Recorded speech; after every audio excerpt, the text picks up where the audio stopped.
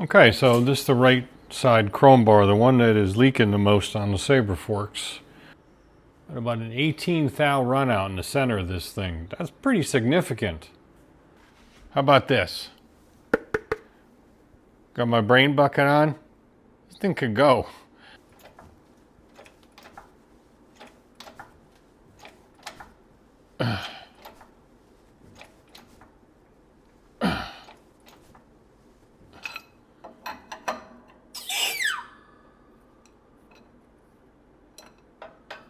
That's a lot of force on there. A lot of force. You see that guy right there? He did something really stupid. I got a nice flat spot in this bar now. Idiot! So when you run an indicator across it, it goes boop down and then back out. And when you run it, when you turn this, indicator drops out like a rock and then comes back in. It's not a smooth transition that you typically see when something is bent along a length, because it's not bent along the length, it's got a flat spot. And there's really nothing I can do about that, except replace the forks. Hey folks, welcome back to another video.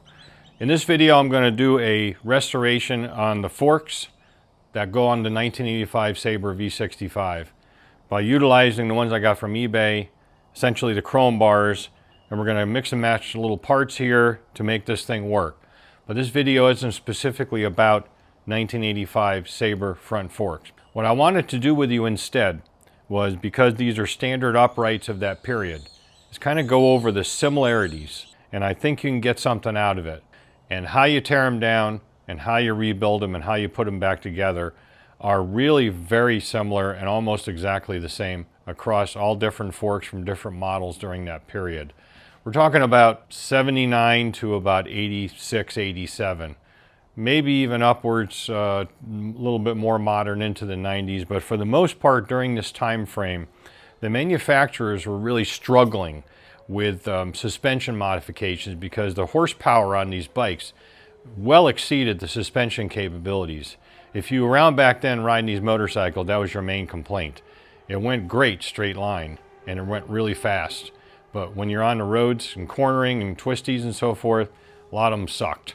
So the manufacturers responded by trying to do some crafty little add-ons and so forth to the front suspension, and to a degree the rear, but we're of course sticking with the front, including anti-dive technology, which in some cases is kind of complicated and also a little bit, I wouldn't say primitive, but a little rudimentary.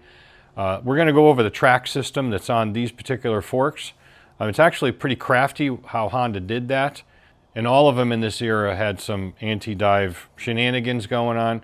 I know you're going to get something out of it, and it'll apply to what you're working on most likely, especially special tools that you may need, how to get around the special tool thing, how to get these apart when they're ancient and they've been seized together for 40 years, whatever it may be. So with that, let's just go ahead and get right to it, and I'll bring you down here. I want to show you some parts, and then I can kind of expound on things from that point. Okay, the way I have this laid out, these are the components from the right front fork over here to your right. These are the components from the left front fork. And also the replacement eBay forks are laid out in that manner as well. The left one with the TRAC and the right one without. So the main thing I wanted to cover showing you this is the differences in the parts. And you'll find this again in a lot of different motorcycles, because what the manufacturers did, they used one fork for one purpose and another fork for another purpose to try to get a blend, you know, to try to get the suspension to be as tunable as possible for the reasons I cited before. This is a perfect example of that on this bike. So on the right side of the Sabre's bike, this is like the damper piston. It has one plastic piston ring and a funky looking top part right there. And you can see it almost looks like a nozzle, and it's got a little flat inside there. But it has 8mm threads for a cap bolt, cap screw. Sometimes they are M10, but these are M8s, and they take a 6mm tool to tighten them up or take them out.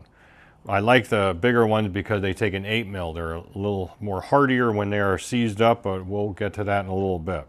Now on the left fork, it's a little different. It has the same cap bolt, like all of them do, but it has a couple of snap ring grooves down here, and it has two piston rings up here, and it doesn't have any funky comedina going on in the center.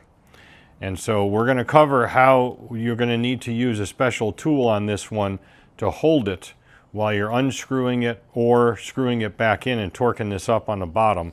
But there's a couple of other shenanigans you can do to help you out in that area. But when we go to tear these down, that's when we'll get to that. I'm just kind of showing you a comparo on the parts. Otherwise, the spacers from the top cap down to the springs are the same. The clips are the same as far as the snap rings that hold the seals in place and so forth. And of course, underneath the seal, there is a backup ring. Those are the same too on both forks. Now right here on the bottom of the right front fork, you can see that the bottom of this has got a flat on it. And it's got this doodad, which I forgot what Honda called this. This goes on, and there's a flat in the bottom of that too. This one's chewed up. You can see the marks on it. When somebody did these before, they didn't have this clocked properly. When this thing's in position, and you got it locked into that flat down inside there, that's what holds this thing in position when you loosen or tighten the cap bolt on the bottom. And what keeps this thing from spinning inside the fork tube, well, that's right here. That is actually the drain bolt. The drain bolt goes through and holds that part right there in position. That's why I have it marked a little red from the last time I did it, so I could see it through the drain bolt hole and then know that I am lined up. So that little notch is what catches the end of that bolt. What somebody did was they didn't pay any attention to that, just shoved this down so it was actually resting on that drain bolt thread. And when I took the original one out, it was all bent up because of it. So you have to, I'm showing you this because there are other forks that are like this. They have a similar setup where some sort of component on the bottom will lock with something and make your life a lot easier. But for the most part, they don't. For the most part, there's a cap on the bottom of these without this big ring. So pretend that this big outside part with the notch is not there. Kind of a seat. It's really a seat for this piston that goes down to the bottom. It goes through the bottom of the round bar, pokes itself out, and then there's, again, just like a cap on it. And then the bolt goes up through it, and that's a seat. And on those, you generally need some sort of a special tool to reach down through that bar when you're torquing it up. When we tear these down, I'll go over the tricks that some people use for that. I just wanted to show you this because on the other fork, we do not have that. Now, both forks on this piston have a spring that goes up like this. Now, what this spring does is essentially a damper for full extension. When the forks are fully extended, instead of this slamming up against a hard stop, it slams up against the spring. Pretty stiff spring at that. They are the same on both of these pistons.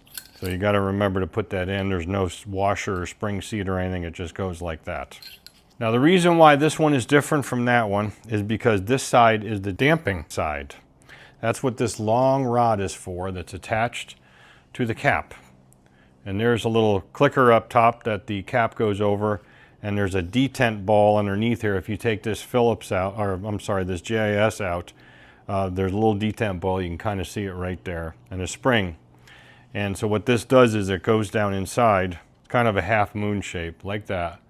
Then when you turn this, it's kind of hard because it's so long, said the wife. When you turn this, it turns that, and it detents up top. So what this is doing is it's opening and closing ports. You can kind of see them right there when the holes line up. I think you can see that. I'll try to zoom up in editing. When you line it up, that would be more of a flow, and when you're not lined up, that would be less of a flow. So this is what does your damping. It's only on the right fork. A lot of motorcycles are like that. They have one fork that does damping, and the other fork does something else. In this case, the other fork on the Honda, on the V65 and on the V45 Sabre, I do have the original forks for that. I can pull one out and show you that when it's not disassembled, but I'll show you that it has a similar anti-dive feature. I think it's called TRAC as well on that one. We'll do that later. And we'll also go into that because it is rather clever the way Honda did it. So that's a difference on that. And this one has the same spring, like I said. It does have these snap ring grooves. There's a little assembly that goes down inside there with a little spring. I believe Honda calls it an oil lock. and I'll show you that. It goes like this, and what it does is it's part of the anti-dive system where it is moving and kind of damping or baffling some of the oil in there for a particular purpose that I don't really know. And it's held in by those two spring clips. And the spring clips have to come out to get this piston out of the tube. This assembly here also, of course, but the spring clips are too big to allow this to go through. So it won't go through the bottom of the tube. And by the way, on this particular bike, chrome bar tubes for both sides are the same. They are not different. So if you were getting a replacement set from like Frank's Forks or something, they would be exactly the same. So let me set this stuff aside here so I don't lose it. We'll get into this later, the differences on this, but let's go, now that you kind of see the differences in the parts and kind of understand that one fork does one thing and the other fork does another thing, and it's really, really typical of this era to have that as the case, and even more modern ones. We'll go ahead and start tearing down one of these old forks. I think we will start with the right one because it's simpler. So essentially what you're going to see is all these parts right here. So let's get set up on the bench over here and we'll do that. Actually, before we do that, this is something you can do before you take your forks out. While they're in the triple tree, we're just going to insert this one back in on the lowers only, like right in here. To get the top cap loosened, this will come off. It just pops off. It should. There it goes, because it's the right side. So if they're in the triple tree, you know, they're extended all the way up, you know, where they're supposed to be up top here, and you can get a socket or a wrench on them, then by all means at that point, at least break them loose. You don't have to take them out, just loosen them up. Now you can also hit these with an impact when they're off, but you're going to tear up that nut. So we can use a 24mm wrench, and what we can do is we can go on here and a hammer and see if we can just break it loose, because now we're tightening the triple tree like that. Sometimes they come loose easy. This one's loose. So all I'm trying to do is loosen it up. Okay, we're clamped to the axle boss on the right front fork lower, and we're nice and tight here. It's not gonna. So right underneath there is that 8mm with an M6 head. As far as a Allen cap or cap bolt goes, and we're pretty high extended up that way. We're not going to be able to do much with it in this position except get that bolt loose. Now you notice I did not take these forks apart yet, because this is one of the tricks you can use if you have a fork that would require a special tool to go down and grab that piston. Now remember, this is the one for the right front fork. There is no spot. That's why it has that locking mechanism on the bottom. This one here that goes up and goes in that notch inside here, that flat rather, and then this notch here gets tied in or held in by the drain bolt right here. Okay, so we really don't need to do this because we can just put a tool up in here and we can spin this out. I have a suspicion this may be the original set of seals on this. And if it is, which kind of interesting is when we pop this dust seal out, being this is an 84 according to the service manual, if they are original, there will be that piece of foam in here, and underneath there like a plastic backup ring down inside there too. So it'd be interesting to see that because I've only seen it one other time. Right now we have spring tension down onto it. So that's the whole point. Use the spring tension to your advantage. So we're going to try to break this loose, this cap bolt down in here. And we'll take it out all the way if we can, because I got a pan down below, because this is going to drain fork oil all over the place and it's going to make a huge mess. I got gas. And I know what you might say. You might say, well, this may be a good process anyway, keep the spring in, because if this thing is that stuck, it's going to be trying to torque that piston. Ergo, it'll torque that aluminum piece that locks it up, this one here. And if it does, it's going to spin the whole thing, perhaps bend this bolt inside there, damage the threads when we take the bolt out. And you have a potentially valid point there. It may be better in the long run to leave the spring tension on it to help us out. But we'll just go ahead and heat it up anyway. Because you're supposed to use some Loctite, mainly as a thread sealer on these, and that will help loosen the Loctite up. Oh yeah, we're getting some movement, but she's tight. Little heat helps. Yeah, it definitely broke loose. So that's not bad. And, that fork oil looks great. So there's your bolt. Wow, does that look terrible? And of course there was some ATF in there to start with, and it stinks. If I had smell-o-vision here, you'd be able to enjoy it. Frank, it's so sweet of you to be concerned about me. I'm really wrong about Vincent. Okay, so this is always a challenge, getting the bolt out on the bottom of these uprights. And since we've already gotten past this struggle, a little bit of heat helps, and the spring being in there doesn't hurt as well. We're gonna go right to the edge of the vise here. You can do it however you want, but this is how I do it. There'll be spring tension in here, because of course there's a spring, and a spacer directly underneath it. Let's put this back, because it'll go flying, I guarantee it. This is a 24 millimeter socket. As it gets closer, I'm going to start putting some downward pressure on it, try to combat that a little bit. There it goes. So we're going to take that out and set it aside.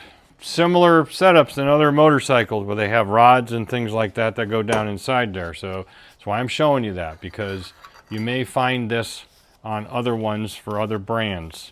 And likewise, spacers like this. Almost all of them have a spacer, maybe not so long. These springs are relatively soft. That's the whole reason that they needed to put some sort of a anti-dive setup on it, because they were kind of threading a fine line between ride quality, not too harsh, and handling. So they need the suspension as firm as it can be, but not to compromise the feel of the ride. This was what they were struggling with back in the 80s. Softer spring, or perhaps a shorter one, and then a spacer that goes way down in there to push on it. And of course, these are air-assisted forks. On the top here, this particular ring that goes here is for a snap ring, and that snap ring goes up and butts against the assembly that's got 2 O-rings on each one. That is the air assembly that goes over to the left side fork where the air inlet is on the top of that fork. Populates compressed air, with a little pump into both forks. So this was, again, really common on 80s bikes to have air assist on the front forks and on the rear suspension as well. Like the Sabre has, the ZX-10 had that and so forth. That was in 89. So a lot of similarities. And of course the spring, all you do is this. There's that washer, which is actually a seat for the spacer on top of the spring. They are progressive, allegedly. They have a tighter wind, and it goes down just like these are installed. That is also very similar to other makes and models out there. Let's look at the service manual, and Bob's your uncle. Okay, I've reset, and I'm clamping the lowers in the vise now, so the chrome bar is free to move. I'll get you in close. Let's go ahead and pop the seal out. We're going to take the retainer clip out for the oil seal. This is the dust seal. Let's see if our theory holds that these have never been done before. Aha, they are original. Look at that. Son of a gun. You don't see this every day. Okay, I got the light on. You see this guy inside there? That's that foam piece I was telling you about. This is a factory setup of forks that have never ever been done. If they have, somebody put the foam back in. What that's for, I'm not 100% sure.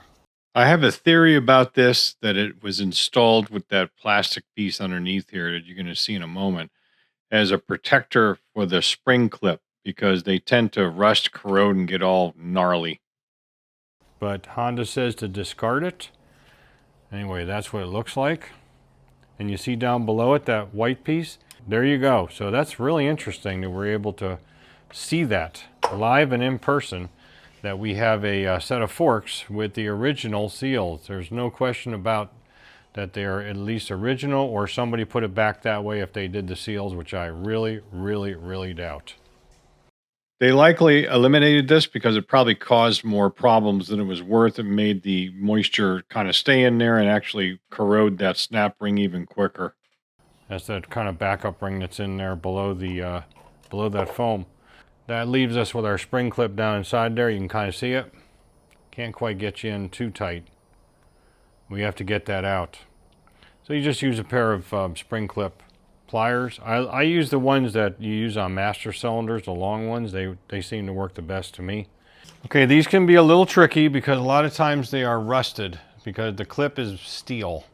This is going to be kind of hard to show you anyway because it's down deep inside. Down deep inside. Yeah, she's kind of stuck. Stuck over to the left side. Because it's rusted. It's got rust jacking in it. Hit the road, Jack. We just got to wiggle her until she breaks free so it'll move over. Move over. There it goes. Sort of. There it comes. And if it's a little rusty and pitty, you can pitty? If your pitty eats this, then you're screwed. If it's rusty and a little pitted, then don't worry about it. It can still be utilized. I put plenty of these back in that are rusted and pitty. And pitty. And since the seal is no longer restrained, then what you're supposed to do with these is you get violent with it. And we use the chrome bar as a slide hammer. But since I know these are the original seals, heat gun's the way to go. You heat this around here circumferentially, helps a lot. I put that cap bolt back in the bottom. I'm just going to put it finger tight. So essentially that piston is still being held down below it. So we're going to go to full extension. You see the bounce? Okay, that bounce, this spring, that spring, up against that, being bottomed because this is restrained to the bottom of the tube, the lowers. Okay, so I just wanted to kind of demonstrate that since we are in this position. I just failed to mention it to you before, sorry. So now we have to take this bolt out, otherwise we can't do the next operation. Sorry about my fat head. And just as a reminder, while we're doing this, these are exactly the same as what you'd find on virtually any other upright fork that you're working on of this era. You got the spring clip, you got the seal. Underneath the seal is that steel backup washer. So this would go across all different models and makes. If it has uprights that are like this. If it has a slide bushing as well as a guide bushing up in here. So we have two bushings. We have the guide bushing up here, which is fixed, and we have the slide bushing, which is down the bottom of the tube. And we're actually going to use that to hammer this out with its own inertia. But this helps a lot, just a little bit of heat. So now what we're going to do is, since there's nothing holding the fork from coming all the way out if it wanted to, we're going to be able to pull, hopefully, that seal out using this. And we are coming loose.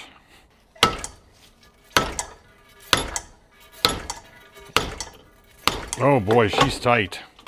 Get a little bit more of this blaster down in there. Make sure this thing's turned up to nuclear. I mean, these lowers are in bad shape anyway. They're all beat up. I'm only interested in the chrome bar. And technically, I really only need one. I could use the left one over after polishing to replace the right one that I screwed up. And if we have to, we may have to go the torch route. Okay.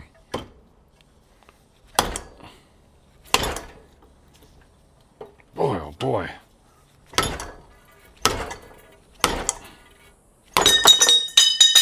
Yep, she's tight. There it goes. Haha, got it.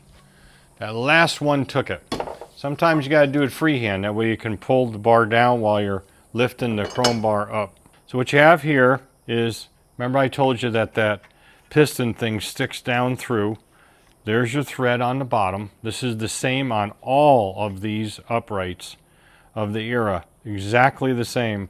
The only difference would be some sort of a cap or something that goes over it, which is still inside there. We got to get that out.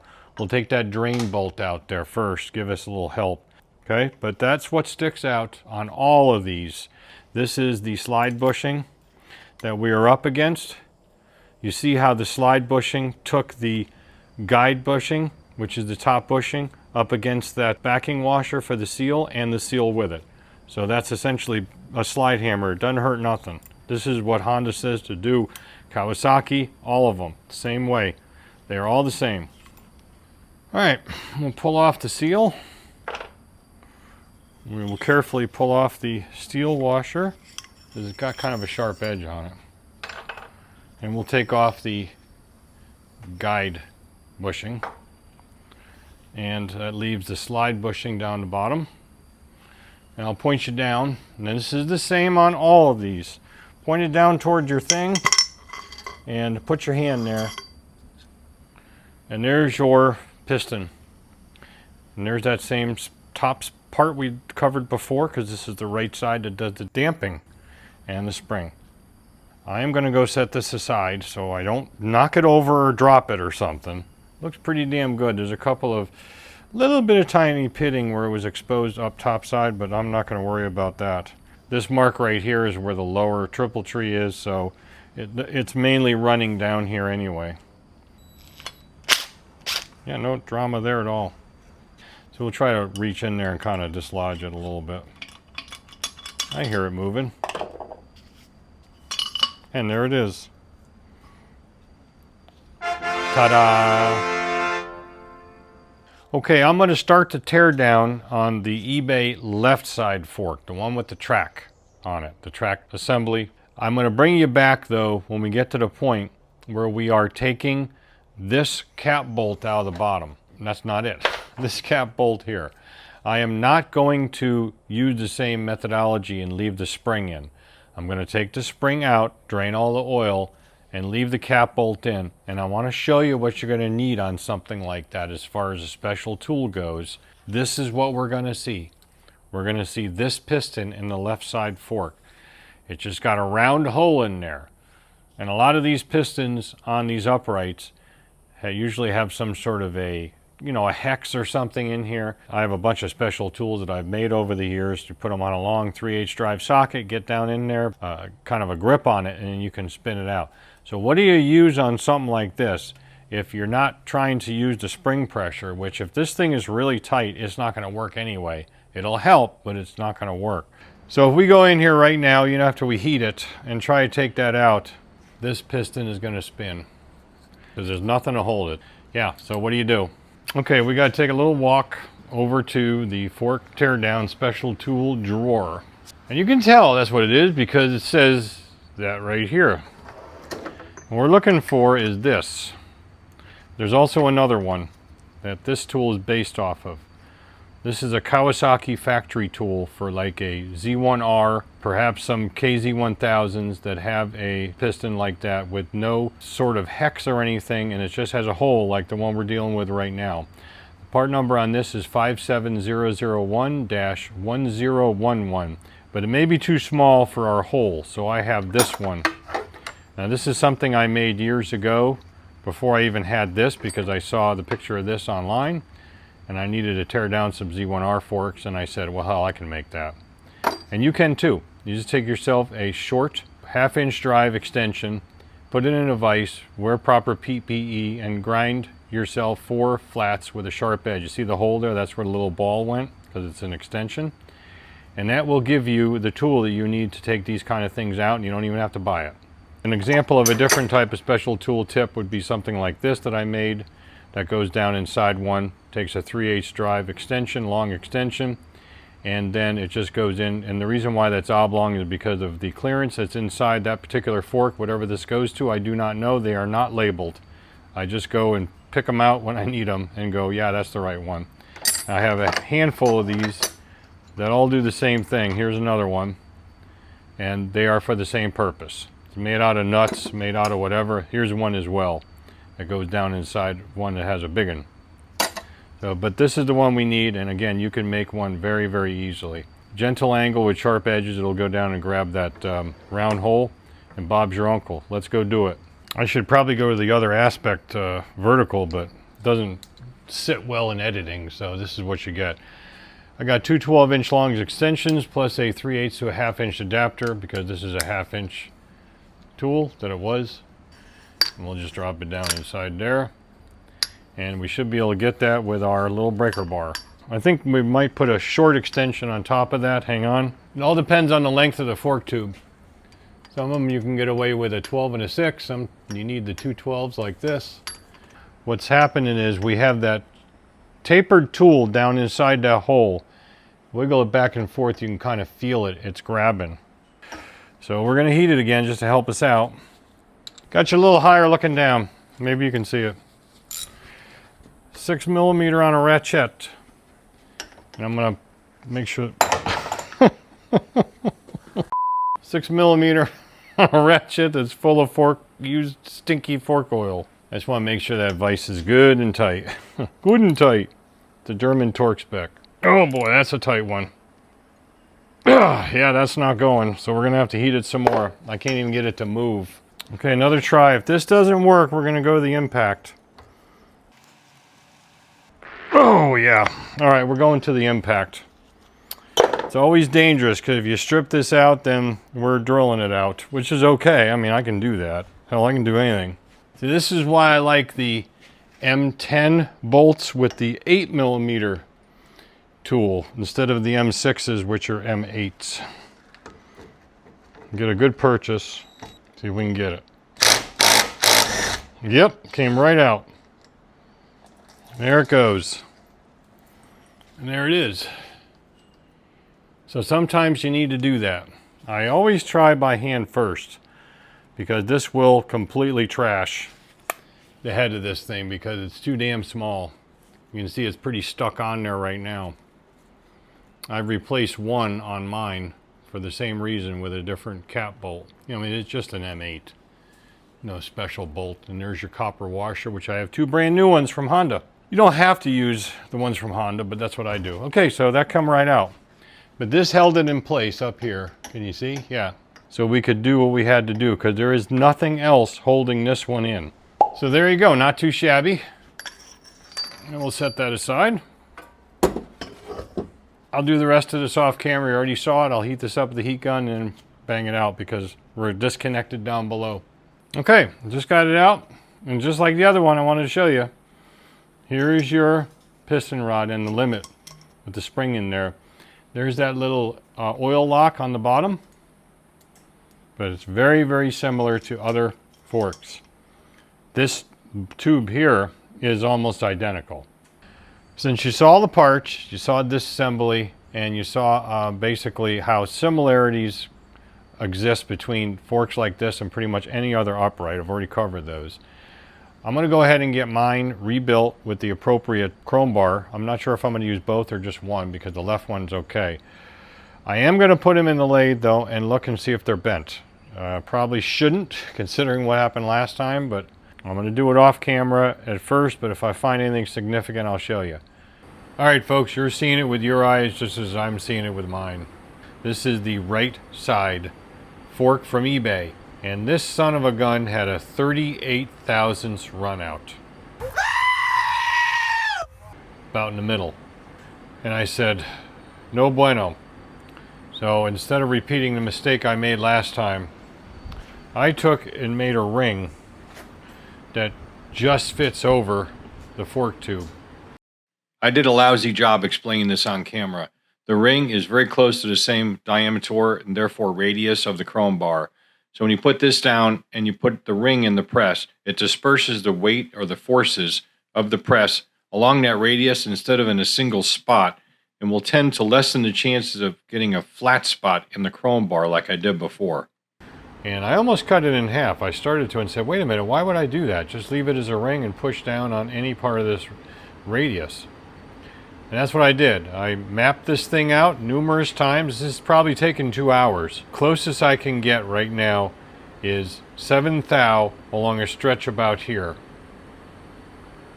So I'm calling it. I'm saying that's close enough. 7 thou is a hell of a lot better than 38 thou. This should work out fine for our right side fork. It's all polished and ready to go. This is how it is when it runs at, let's see, where are we at? 360. As a comparison, the top split screen is what 38 thou run out on a fork tube looks like, and the bottom we're at 7 thou. So this is good, that's not, this is good. So we have a left and a right.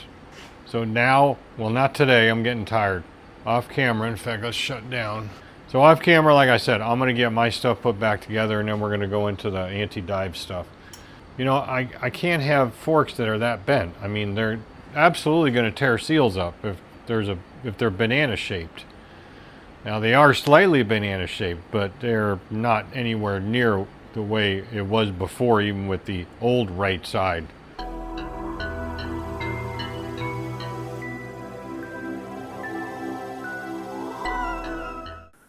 Okay, right one's done completely off camera, but I'm going to show you some detail on the left one. Only going to highlight the parts that, you know, keeping with the theme of this video, that are typical with your standard upright fork from this era motorcycle in the late 70s into the 80s and so forth. Let's go over to the bench again and we'll get started. Okay, so here's our left side tube, but it is not the left side tube that I was going to use. And this is the tube from the 84s, the one I showed you in an earlier clip after I straightened the right side tube out, that this one was running a 38 thou out as well. Operative word is was. There'll be some bonus footage at the end of this video showing how I straightened out this 84 left side chrome tube and I got it down to 5 thou run out. So I'll show you that, like I said, at the end of the video. If you want to stick around and watch it, that's up to you. It's ready to put the piston in. This is really typical and common with these uprights. A little piston like this. Drop it down in. It sticks out the bottom. I have some 5W and I have some 15W fork oil because they didn't have 10W in stock at the local Kawasaki dealer. We're just going to mix them 50-50 and get 10W. But right now this is 5W. And we're just going to dribble some down inside the tube and lubricate this guy a little bit. To avoid confusion, just wanted to make a point that this has 2 piston rings because it's on the left side with a TRAC system. And we're going to get into the reason why it'll play a role later on. Most of these are just a single ring and they look exactly the same otherwise. So this is going to be typical to pretty much any upright of the era. Now I got to put the spring on. This is that rebound spring. Don't forget that. Kind of just drop it in. Turn it sideways. Let it come down without slamming that much. Reach your finger in and let it come out the bottom. Like so. Spring is in, you're good. So now what I can do is I can kind of angle this out. And off camera, I'll go ahead and get these spring clips and that little spring dealio and that stuff back together and I'll be right back. Okay, so we need to drop the chrome bar tube down in now that this is all done. And I recommend flushing that thread out again. Do all this ahead of time. You know, if you need to chase that thread in the bottom of this, I did this days ago. Make sure it's ready to go because you don't want to be wasting time on that now. I use this Worth stuff. And this stuff is rated for, if it's an oily area, it'll still do the Loctite deal. And it's only a thread sealer anyway. We're going to torque it up with a torque wrench. Make sure that your lower bushing is on and the whole bit. This is the bushing that came off the left tube that came out of the 85. So we're just reusing that. We're not using the 2 separate ones that came off this 84 tube. And we're going to dribble a little bit down inside here as well. Lubricate your bushing a little bit and lubricate the rod. You cannot put anything in the top part here, your bushing or anything now. You can't do it. It would be nice if you could, because we are using new bushings and I had to make something to get those to start. We're just going to lube this up just a little bit. Make sure there's some on the inside of the tube that'll get drugged down with it. Don't need much, because make sure everything is just spotlessly clean. That's really the best recommendation I can give you. This is strangely satisfying. I don't know why. Okay. And now, since the door is closed, I can reach up here and do this. And we're just going to drop this straight down. Remember, there's no clocking down in this one because there is no locking mechanism at the bottom like there is on the right side. And we're bottom now. There ain't one of these. So we have to use our special tool deal again to get this to stay while we tighten it up. That can get done now. Just put the special tool down inside to hold that center part because of that round part.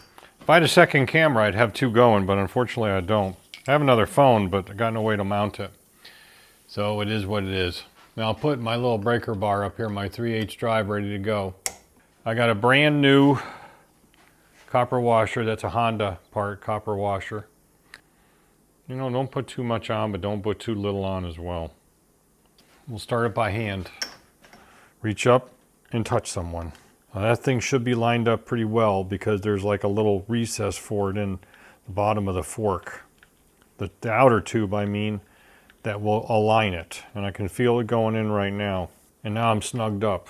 Now I'm going to take my torque wrench, which I've preset to 17 foot-pounds. Remember, it's only an M8. Really typical, I should say, of any of these uprights where you need to use a special tool. You got to be able to hold it and the torque wrench as well. Just to be fair, sometimes these things just lock up at the bottom of the outer tube anyway. Sometimes you don't need a special tool. And there we go. That is done. Got some Loctite on as a thread sealer, and that's all you need.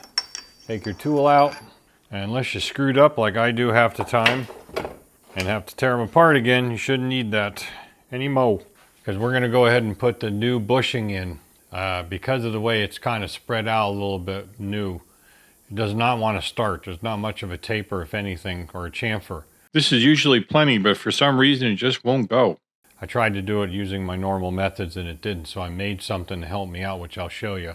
When you take one of these uprights apart, doesn't matter which one, the bushing is always going to come out because of the lower bushing, which isn't on here right now.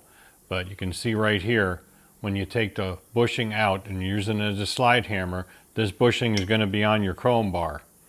And then you're going to reuse it in most cases. I'm only replacing it for reasons that I think might be contributory to, or were contributory to the thing leaking over and over again. Trying to rule it out. And I'm just mentioning that because when you go to put the used one back in, like one of these guys right here, it'll go right back in because that's mostly closed up. And it just does. Plus, you can notice that on the back of this is all wore out or something. The copper's all gone from the back of it. Whereas on this one, I think it's just a little thicker. That's a theory. But it's always going to come out because of this. So you're not going to have any trouble, in other words, getting the original one back in most cases. And to do that, all you really need is this. You take a piece of PVC like this, and I don't know what diameter it was, and you cut it in half lengthwise and put a little chamfer on the end of it. And it makes a fantastic fork driver, fork seal, fork bushing driver.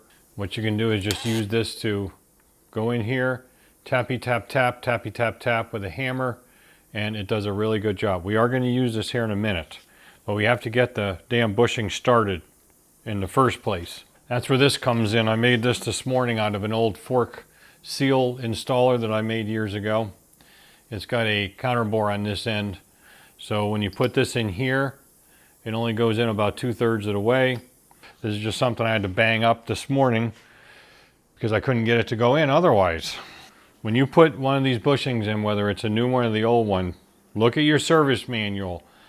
There are some bikes out there, some manufacturers, that will tell you what direction to clock this split in this bushing. Some of them at least want you to put the split on the inside.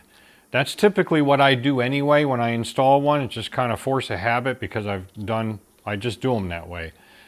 On this one, there is no such guidance in the service manual, but I do it anyway. I put the split toward the inside of the tube. I just wanted to mention that. I'm going to lube the bushing up a little bit on both the inside and the outside. Put a little bit on the chrome bar. It slides right in like that. There's my split. So it closes it up mostly. And then get it lined up, and it started. Okay, so now it's started in the bore. Whoops. This is what you're going to see you're doing a new one or a used one, when it starts in there, it's still going to be proud. You need to knock it home. That's where this piece of PVC really shines.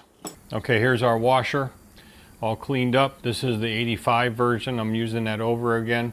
You'll notice there's a radius side and a sharp edge side. Whenever you have something like this that'll go up against either directly into a spring clip or something else, in this case there's a seal on top of this, then a spring clip, the sharp edge always goes toward the load as far as the way the load is going to be applied to it. So in other words, the seal is going to want to come this way. So you want the sharp edge up this way. It says that in the service manual as well. Put the radius down. This goes on top of the bushing, not on top of the seal. It's a stopper or a retainer for the bushing. We put that on next. Remember, we're only partly started with that bushing in there.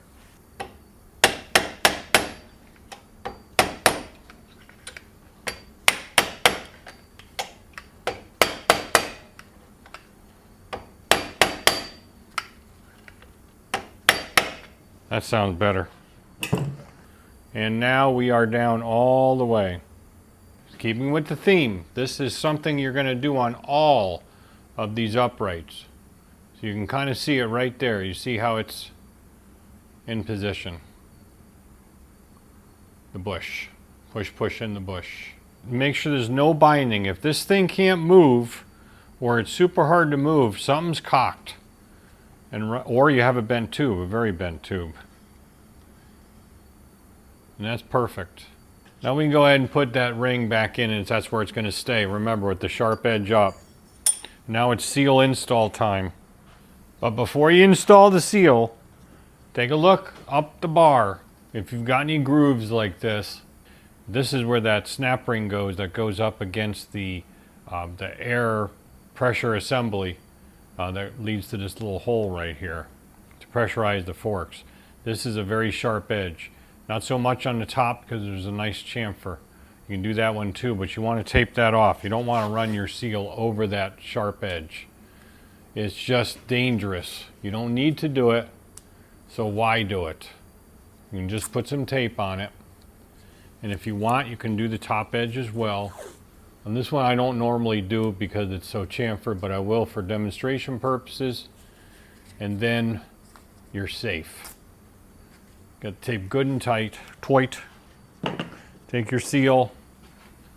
And we're going to lubricate it. Make sure that the numbers are up, or whatever the, whatever the orientation the service manual says. In this case, the numbers are up. Fold that in. Run your seal over carefully. The seal is pretty tight. And there you go. Now you don't need it for the dust seal, but you can leave it on if you want. Okay, so you see how tight that is? That's a very snug fit on these seals. Now you can see it. Now you could use that piece of PVC, to tap this thing in evenly. Boom, boom, boom, boom, boom, go around it. But I have a commercial seal driver, so I'm using that.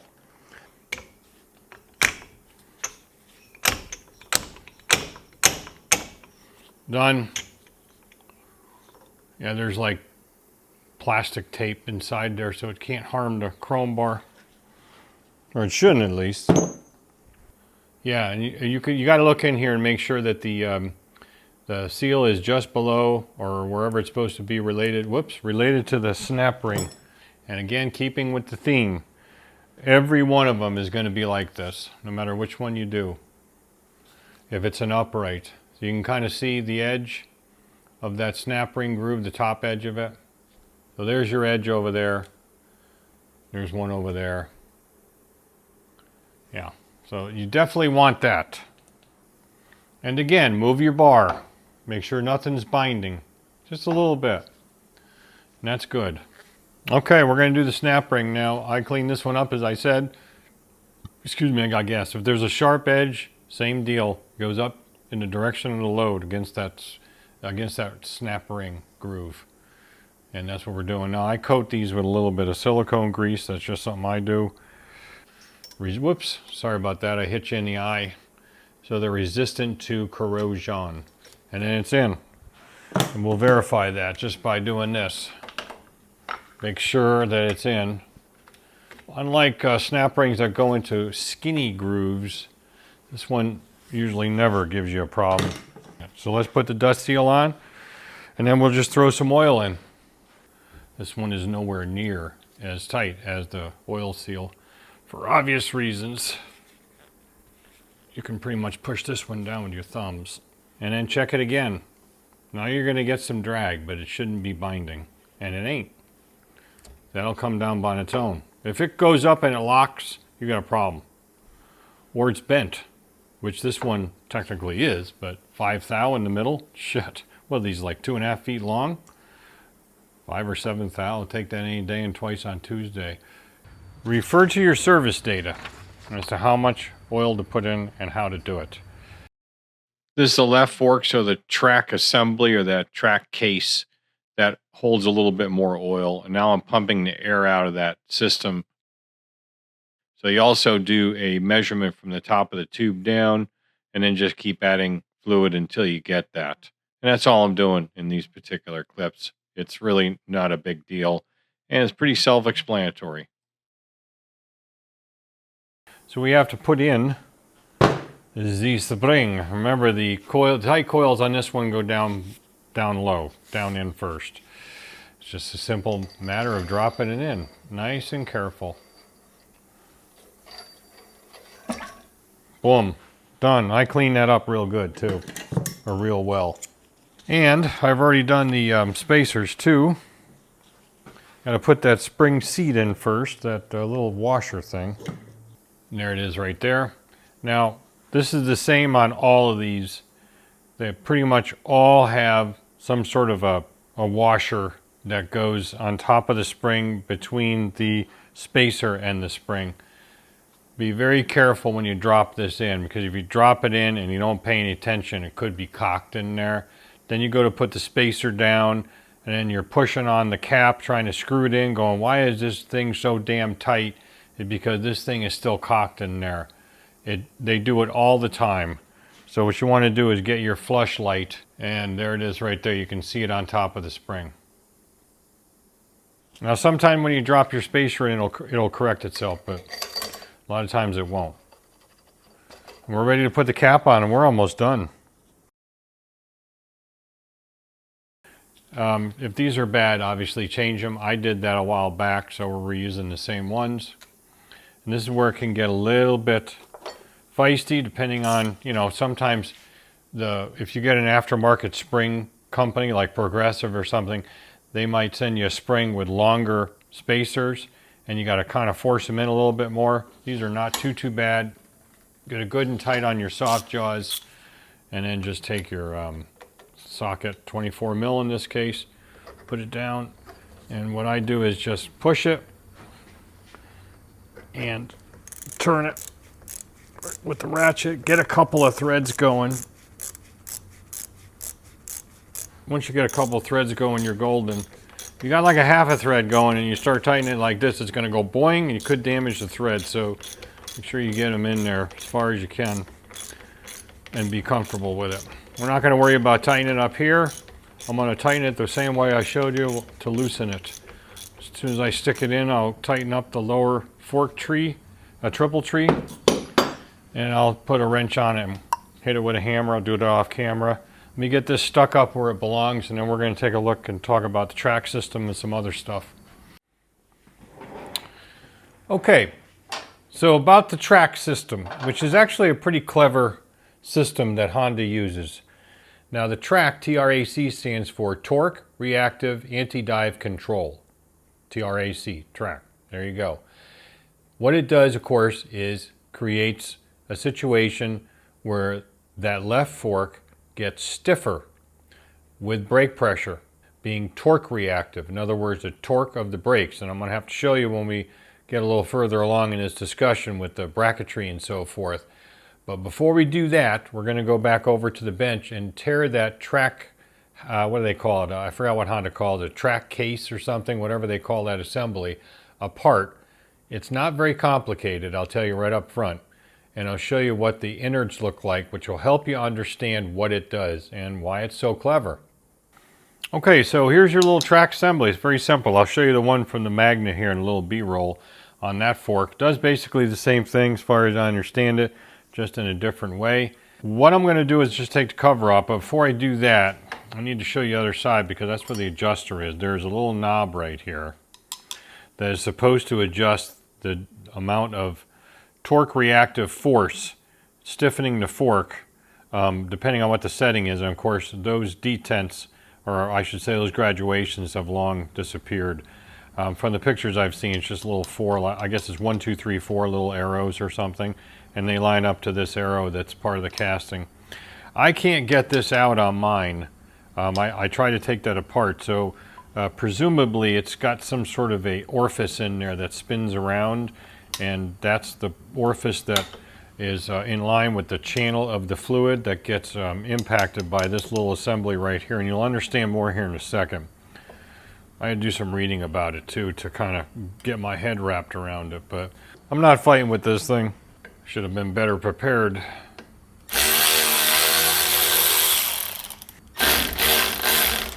Get that up a little bit. You can see it being pushed up by the spring pressure here.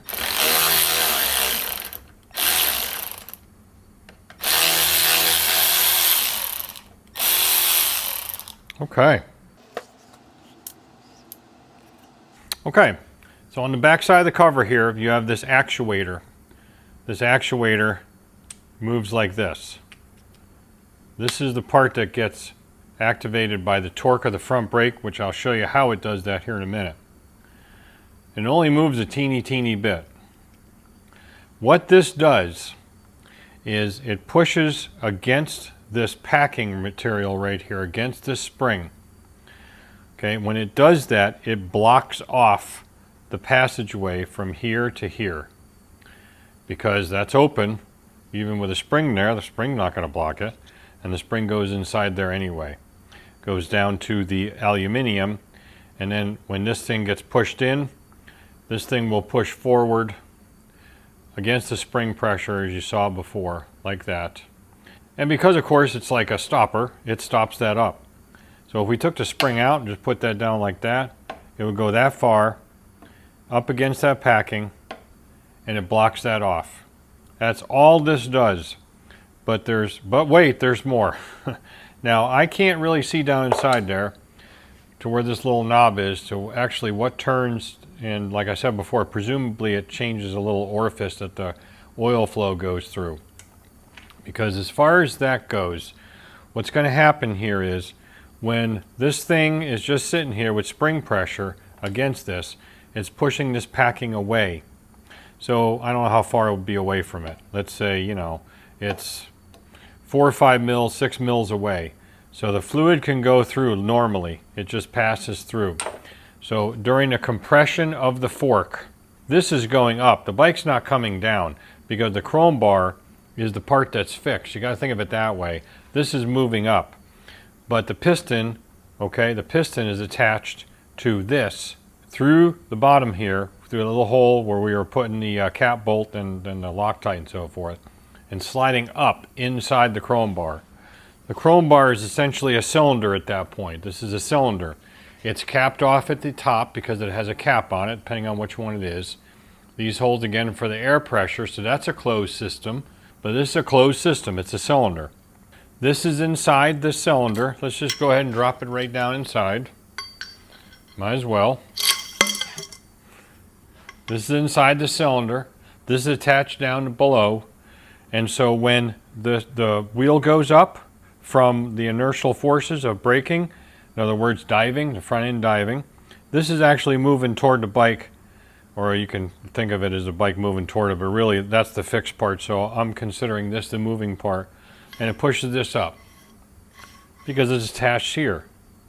This goes up, and that's got piston rings or some sort of rings on it because that is a piston. And remember, on this left side it's got 2 of them. That'd be this guy right here. It's got 2 rings instead of 1. Two rings instead of 1. Two rings in 1.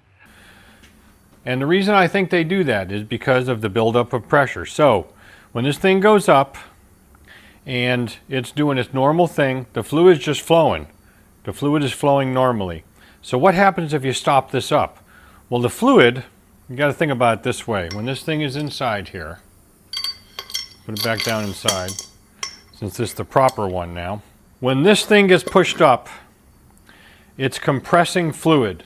There is a channel between, not to the end here, but there's a channel in the center of this. Remember, this is the one that you need a special tool. It's got a hole that goes straight through it. It's got a hole that goes straight through the sucker. Right down to the bottom. Hard to see, but it's straight through, okay? And you have the cap bolt that plugs it off on the other end.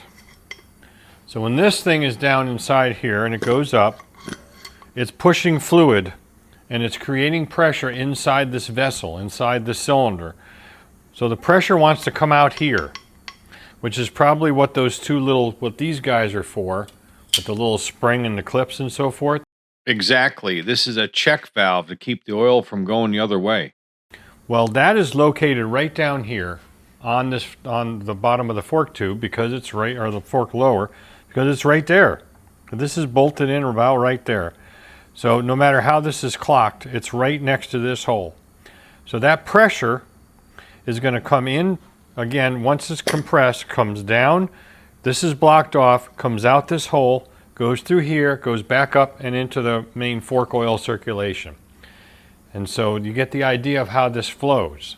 So what happens now if you block this off? When that happens, it's got no place to go. And so the pressure builds up much higher. There's no bypass or anything. Ergo, the pressure inside here builds up, exclusive to the spring, but relative to the oil. When this is open, less pressure. When this is closed, more pressure. That's as simple as this works. It's very, very clever. Now, what they say is that this is progressive. In other words, the more dive, because of the more braking that's applied, it won't block it off like on, off. In other words, it won't go like this, where it's off, on, off, on. They say it won't do that because of the torque of the brake on the left caliper. So let's go back over to that one and I'll show you what I mean. So on this guy, we're going to assemble some pots and show you how it's supposed to work. We'll take this guy and put it up inside here. So right here is the main brains of the operation, which is a bracket, just a bracket, that holds the caliper, the left front caliper, which I'm not going to assemble because it's a pain in the ass. I don't have enough hands.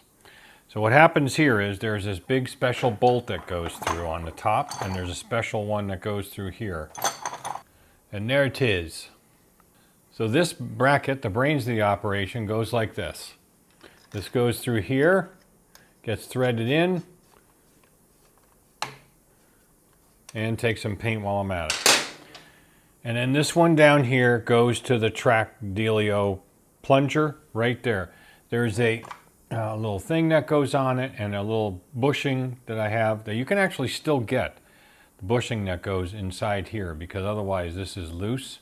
There's a little bushing, plastic bushing, and I have a new one, but we'll put this on just for now. And this goes up in here, and then there's another special bolt, a little tiny one that's kind of like that one. It's this one. It's just a miniature version of that top one. It's got a wide head and everything, because this thing's all got a pivot. It's a pivot point, all right? So this goes into there and screws in there.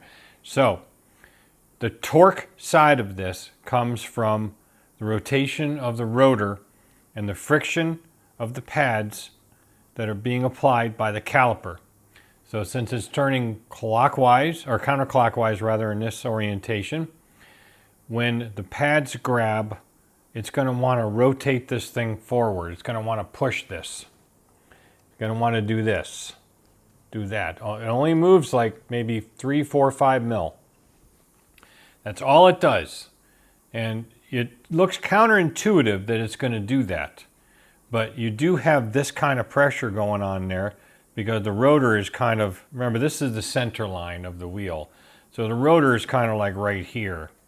And then your caliper's here. So when it pushes forward, it's going to want to push this thing forward, which it does, and it pushes up against there. Now when that happens, of course, it closes that port off as we saw over there and stiffens this left front fork based on the setting on this. It's as simple as that. The torque reactive side is again from the brake, and they say it's supposed to be progressive because if you put only a certain amount of brake on, then it might only partially close it. I don't see how that can possibly happen because the spring is not progressive inside here, but that's what I have read. I found a really good narrative on Reddit that I will put the tiny URL. I changed it over to a small one right here, but I'll put the full one in the description, which I think answers this question. And I'm going to unfortunately have to just use arrows and stuff because I don't know how to do computer animations or picture animations. I think this explains it pretty darn well, though. So essentially, yes, if you grab a handful of brakes, what's going to happen is it's going to close this valve off pretty much 100%. But the progressive side of it comes in when you have feedback from the road. So in other words, the road is not perfectly smooth, and you may be hitting bumps or changes in the road, which will increase and or decrease the amount of force on the forks as far as compression goes. And what I haven't explained too well is what that knob does on the back side or the front side, as the case may be. Now, I assumed that that would change an orifice to direct the flow through either a smaller or larger orifice, thereby regulating the pressure.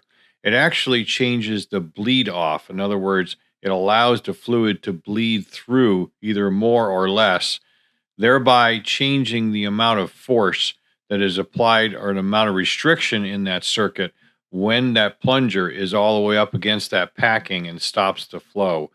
Essentially doing the same thing, but doing it in a different way with a different mechanism. So back to the progressive side of this. So when you have a bump in the road, for example, and that valve is mostly or all the way closed, there's enough pressure built up in the fork that will actually push that plunger back away with enough force to push against the torque being applied by the caliper and the rotor, and thereby releasing some of that pressure based upon what that knob setting is at, and thereby regulating it in somewhat of a progressive or a variable manner. So essentially it is responding to the road and the bumps in the road, which I believe is where they get the progressive definition from, or at least their interpretation of it. All right, well, I'm in editing right now, and actually it's one day post my procedure in the cath lab that I was referring to in a previous video. So I'm in the recovery mode trying to edit this video out. So I really can't go out in the workshop and give you any more detail in that setting. So I just wanted to say that I'm going to put that link to that Reddit post in the description. I really highly suggest that you read that. It is very comprehensive. It's related to the GL 1500, GL 1800 Gold Wing, as far as the TRAC system on those. But the explanation is excellent because it talks about the relationship between damping forces, which both forks do a certain amount of damping because they both have pistons. It's just that the right fork on the Sabre, as I've shown you in this video, has an adjustability function for that. But on the left fork, it's not adjustable, but of course, because it's a piston and you have the two rings in there, it'll certainly provide a certain amount of damping on the rebound side. But the relationship between how much rebound damping and the TRAC system as far as how much compression restriction or anti-dive function is actually quite interesting, and it's all explained in that article. So again, it'll be in the description. I highly recommend that you take a look at that, and you'll get a lot more out of this than I can deliver in this particular type of setting, especially right now. So hopefully we'll get healed up and be able to do more for you out there.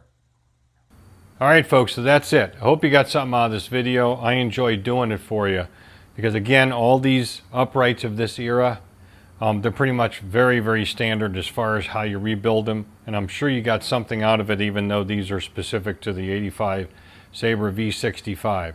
Now, word on these chrome bar fork tubes here. This particular one on the right here is the one I did off camera yesterday, I think it was, from the 84. It was 38 thousandths out. So was this one, that if you stick around after this outro to see the bonus footage, you will see me straighten this one out. I got that one down to 5 thou, and I got this one down to 7. I just could not get this one any better. What was on the machine was the original right side one that I scrapped because I did the straightening wrong, was at 18 thousandths, right side. The one on the left was only at 7. I didn't reuse it because the left side from the 84 forks from eBay is simply in overall better condition. The chrome bar here, not as many vertical scratches, things like that. That's why I chose, and you'll see if you watch the bonus footage, me straightening this one out and getting it down to 5 thou. It's just in better shape. But here's the point. This right one was the one that was puking, in that case transmission fluid, let's just call it fork oil, the most. This one like nothing. This one dripping everywhere. And it was 18 thousandths out when I tried to straighten it. So that's pretty much proof positive. The reason why these forks were leaking, certainly the right one, is because the fork tubes were bent. Why do these fork tubes bend? Well, it's part of the whole theme of this video, like everything else. What's typical on these forks from back in the day, they're all flimsy as shit. These forks on these 80s bikes, and even before that in the 70s, even smaller, they're too small and they're too thin-walled. And basically you run over a blade of grass and your freaking forks bend.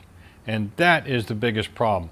That is a problem that they were trying to solve with other gadgetry like the anti-dive and perhaps other parts of the suspension geometry. I don't know. They're just too stinking small, which is why people change out the triple trees and do inverteds that are much larger, like from a 636 Kawasaki or something like that, and it essentially uncorks this thing handling wise like a modern bike, because it's got a nice rigid frame, and you know, it's not always the best thing, but it's got a good solid frame. But the front end is definitely the weak point. They are just fragile and flimsy. That's why they bend. So if you're interested in this kind of content, you know what you need to do. You need to stick around. Feel free to leave me a comment. I'll put my email address here if you want to send me a question about forks or whatever. And it'll also be at the very end of the boner footage. And then, you know, I'll be glad to answer. I get a lot of emails from people and I answer them all, okay? And so with that, I guess we are done. As always, thanks for watching. Don't just repair, restore. We'll catch you on next video. I know this isn't specifically about rebuilding forks, but it occurred to me before we do the bonus footage that you have not seen the finished product, and that's what this is going to be right here. This is the finished product of how it came out. And the reason why I'm showing you is I painted everything. Everything is painted. I even painted the radiator and the radiator fan while everything was apart because I could get at it. You can't see it. It's all tucked in behind there, but trust me, it's all painted, including the plastic stone shield, you know, the debris shield in front of the radiator, all painted with plastic paint. Came out great. This came out good too, in my opinion. You can see I painted the fork lowers. This is just with some engine paint from Auto Parts Store. I forgot the brand, it's not important. It's an enamel engine paint. Usually they're ceramic based, they're usually pretty good. I got those Showa stickers that are typical, or that really is like for the VFR. But since they're Showa forks, figured I'd put them on. They look nice too. And of course the chrome bars are not leaking now because they're not banana shaped, or at least that much banana shaped. So I painted everything. I even painted the original fork brace. That is just a regular silver that I got from not Advanced Auto. I got it from AutoZone because Advanced Auto has crap paint. All they have is Rust-Oleum garbage now. And so this is just some lighter silver paint. And I shot it with a 1K clear. I am going to put my custom fork brace back on, but I've just been waiting for this to harden. The 1K takes quite a bit of time to really get good and hard. But I think she came out great. Let me show you the other side as well. And I just really like the way it came out. I'm real happy with it. Because why not? You know, everything's apart for so long. But the piece de resistance is the front fender. Now, you eagle-eyed viewers will recall that there was a bald spot right up in here. And it was probably because the way it was covered up for like 14 years, Maybe the cover came out to here and that was exposing that little front part of the fender to the sun, and it kind of just destroyed it. And now it's not destroyed anymore. Now I painted this up, and I will show you the paint I use in case you have a Honda with this gray color, because you cannot find these paint codes anywhere. I looked on Color Right's site. They don't even list this bike. The fender is NH-1 as far as the black, but because this is a decal, they don't list it as far as a color because it's all decals. But I will show you what I used because I think it came out like matching almost exact, and regular 1K clear on that as well. Now how I did this, I didn't want to paint the entire fender because I wanted to leave actually little blemishes, and I left a couple in here too, just a couple little nicks and stuff that are underneath here. I said I'm not going to worry about that because I don't want it to pop too much. I want it to be, look like it was original paint from, basically a Survivor motorcycle, which I think I've achieved. But how I did it was like this. I ended up sanding all that out, making it nice and smooth because it is a decal, and then priming that center by masking it off on the inside edge of this blue line. Once I primed that, I shot it with the paint I'm about to show you. Once I did that, I let it dry for 24 hours. I retaped just the blue line on both sides, as far as just leaving the blue line, and masked everything else off. I shot the blue with actually the same paint, Krylon, that's on my Kurt Weiss. It's up on the shelf there. It's just Krylon enamel blue paint and primer mix. That's all that is. Came out pretty good, and it's a fairly close match. The gray matches better to the gray on the bike than the blue does, but it's close enough. And once that was all done, I just masked off all the black, left the center section, which terminates underneath here anyway, and then cleared just that center section again with some 1K. And so that is the end result. I will put in B-roll right behind my talking here, the original blemish again so you can see it, and I'll try to do a side-by-side or a split screen. But I think that it came out really, really well. So let me show you the paint that I use in case you're working on something like this. But before I do that, we'll go do a side shot where you can kind of see both the grays as much as you can. And it matches. I mean, it really comes close to matching.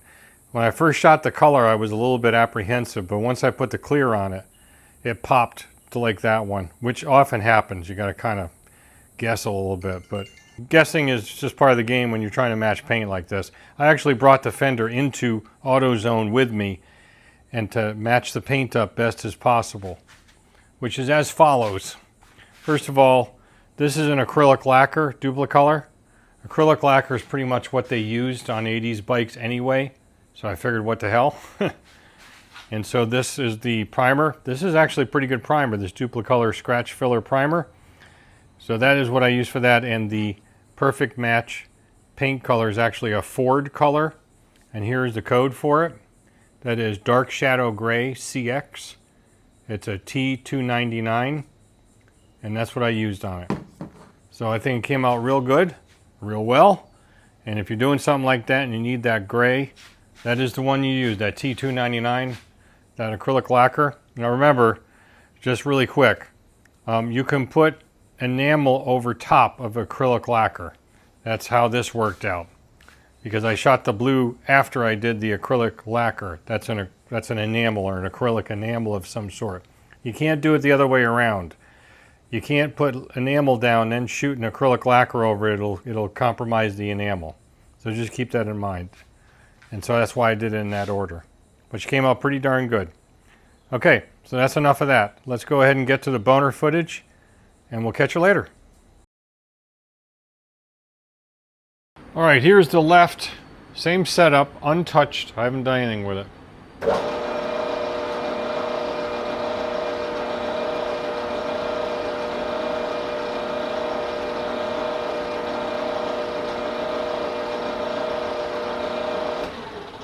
I'm sure you can see that.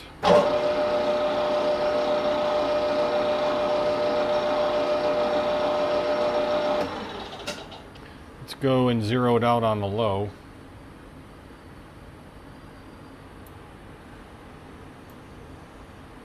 Well, 38, same as the other one, 38 thou, which kind of makes sense. This thing must have taken a front end hit. I don't think these are designed that way. I really don't. Never heard of fork tubes being designed with a bend in them. I'm going to try to straighten out this left side from the 84 forks because the bar itself on the outside is actually in better shape than my 85 left-hand side, which, as we know from before, running out only 7 thou.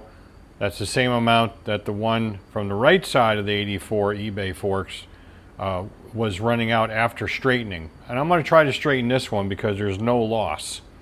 If I screw it up, we're just going to use the other bar. I mean, it's not like it's going to leak or something. I don't believe so. And it's straight enough. But again, this one just looks better overall. So let's start mapping it out and see what we got to do. I could only get the end down here at the steady in about 4 thou because it's so bent, 4.5 thou or so. It's important to find the top too. We got to find the top of the bar, which we are off a little bit. There we go. Yeah, about 4, 5. Let's say 5. So we can map this one at +5 right here once we get to the plus side. +5. Now move down a couple inches. Find the low. 0. Find the high. +11.5. Same 0. We are at, let's say, +18. 18 thou was where the old right one was that came off the 85. The one that I scrapped, that was 18 thou in the middle. You're not going to come back to the same 0 because the bar is so bent. This is +25, +30. If your high changes, your low's got to change. This is +30, let's say +34, actually 35.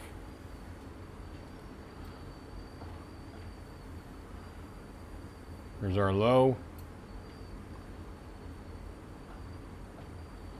36. Okay, I'm going to reset the indicator so I can get closer up toward the chuck. Find our high again. Okay. Find our low again. Well, actually, let's go back to where we were at. Should be over here. A couple inches down from that 36. Let's find our low. 0.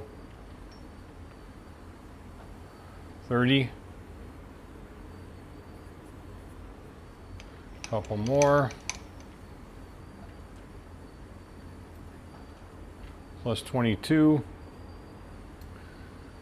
+12. Okay, so we got +12 right here.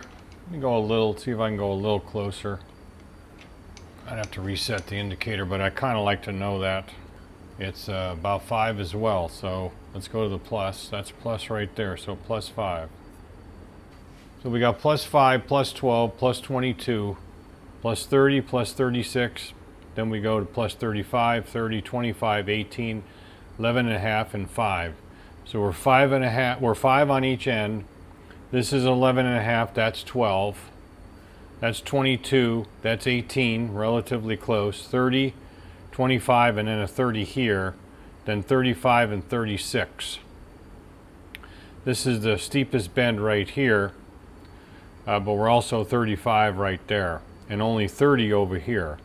So that leads me to believe that the bend is probably closer to the 36 to 30 because that's a pretty significant difference right there, whereas over here it's not. So in other words, it's more of a sharp bend and then kind of not so much a sharp bend from there.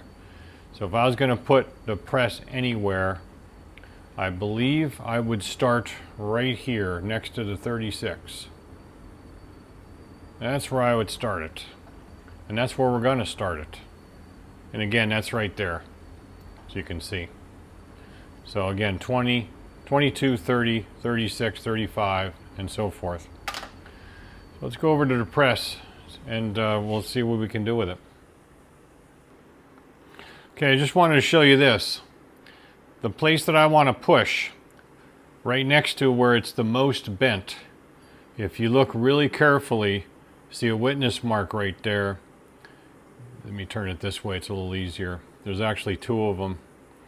One there and one there. That is the lower clamp point in the triple tree, which would make sense. If it took a hit or something, it's supported up here, not down there.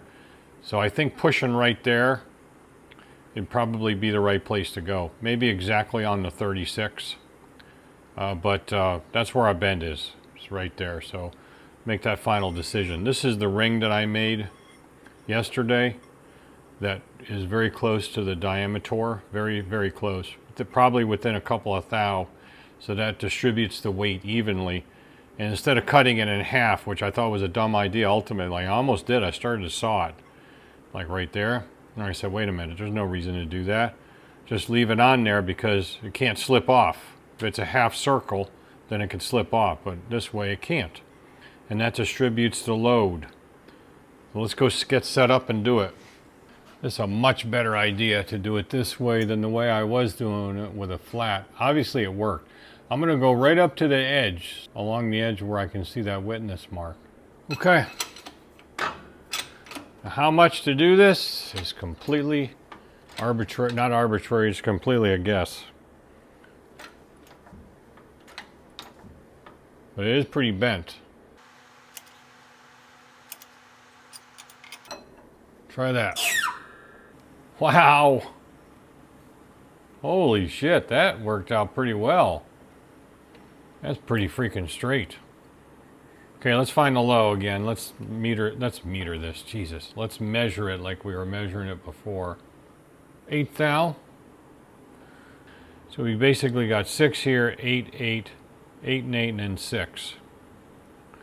So I'm gonna push it to 35, right about here, and see if we can straighten it out even more. I'm gonna move it down right about there. I think that's probably a good idea to do it here. We did it here. We got significant improvement. I'm going to do it right here, between the two of them. That's where I'm going to do it. Between the 36 and the 35, which is now basically 8. Let me try that. Okay, back in. Didn't make much of a difference. 7.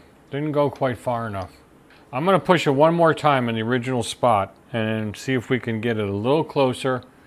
And if we don't ruin it, I think we're going to use this one. I actually pushed it twice. I got no response from the first push. And I really didn't get much on the second either. I think this is where it's going to stay. It's at 7, just like the other one. I took all the marks off rather, except the 36 that was here. So 7 is the closest I can get it. If I push it anymore, I'm afraid that we're going to go too far and it's going to be the other way because we're really close. Sometimes you just have to cut your losses on this. And yeah, do what you got to do. All right, I'm going to do something a little different as far as setup. I'm going to move the compound in and try to get the indicator more in line or square with the compound. That way we can kind of get the whole length or most of it. And we'll remap it. So we're at 7.5 thou here, 7.5 thou here. We're at 7 over here. Let me zoom you up a little bit. We're at basically nothing down here. 3, 7, 7.5, 7.5, 7, 5.5. So this whole area is about the same right here. 7.5, 7.5, and 7. You know, I'm just going to try it. I'm going to push it right there. Because we're 7.5, 7.5. The bend should be right there. I'm going to do it one more time. Probably shouldn't, but I'm going to anyway. This is absolutely it. We got it down to 5. There's your high right there. Same spot. We were at 7.5. We're down. Actually, it's like 4.5.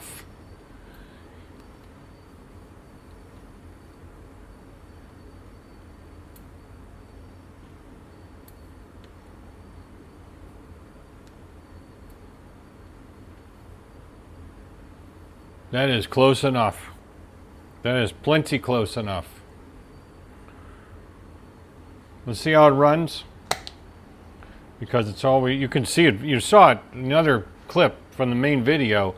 That was this bar I put in, and the thing was going, and the thing was 38 thou out. Now we're down to 5. That's bitching. Back you out a little bit.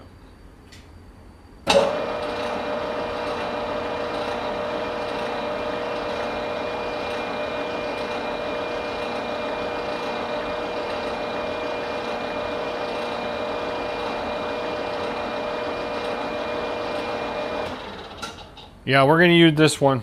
I like this one better. But I still have to do the polishing on it because I didn't do this one because it was bent. I'll do that off camera. And then we'll be done with this boner clip. I hope you enjoyed.